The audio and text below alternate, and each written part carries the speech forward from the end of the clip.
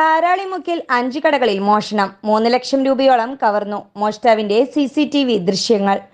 ശാസ്താംകോട്ട കാരാളിമുക്കിലെ വ്യാപാര സ്ഥാപനങ്ങളിൽ പരക്കെ മോഷണം. മുല്ലമംഗലം സ്റ്റോഴ്സ്, ടെക്സ്റ്റൈൽസ്, വഴിയോരക്കട, ഫ്രണ്ട്സ് റെസ്റ്റോറന്റ്, ഭാരത് ബേക്കറി എന്നീ കടകളിലാണ് ഇന്നലെ രാത്രിയിൽ മോഷ്ടാക്കൾ കയറിയത്. പണവും നിരവധി സാധനങ്ങളും കവർന്നു. മോഷ്ടാവിന്റെ CCTV ദൃശ്യങ്ങളിലേക്ക്.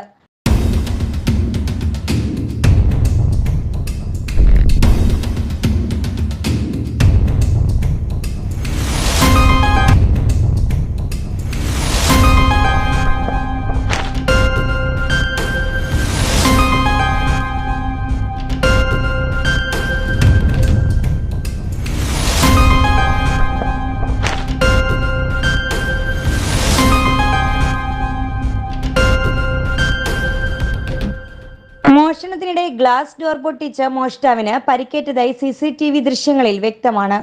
ശാസ്താംകോട്ട പോലീസ് പ്രതിക്കായി അന്വേഷണം ആരംഭിച്ചു. News desk, express news.